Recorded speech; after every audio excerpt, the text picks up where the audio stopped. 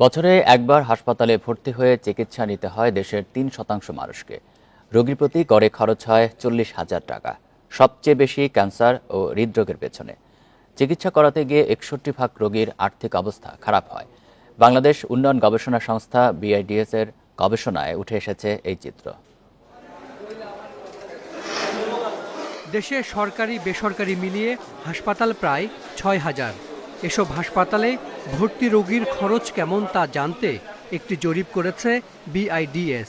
বিশ্লেষণ করা হয়েছে ১৪,৩৯৫ জন মানুষের তথ্য।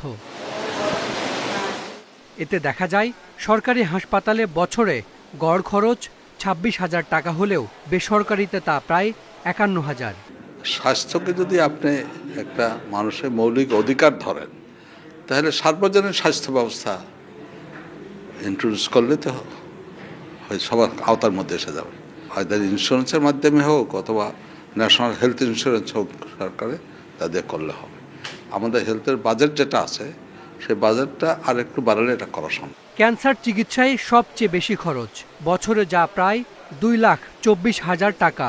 এরপরই প্রায় ১,০০,০০০ টাকা খরচ হৃদরোগের চিকিৎসায়।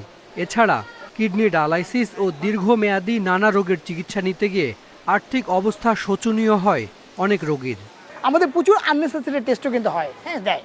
তো এই টেস্টটাও যদি আমরা কমে দিতে পারি, আমার যেটা লাগবে যদি আমি সেই টেস্টটা করতে পারতাম, তাহলে আমাদের টাকার পরিমাণটা কমে যেত। জমি বিক্রি যেটা বললাম, ধার দেনা করে প্রায় ৬১% পরিবার তারা এইটা করতেছে। এবং এটা একটাই খুবই বার্ডেন এবং ভয়াবহ যে আমাদের স্বাস্থ্য ব্যয়টা, এটা আমাদের কমাতে হবে। গবেষণায় দেখা গেছে দেশের চিকিৎসা ব্যয়ের ৬৪% যায় ওষুধ কিনতে।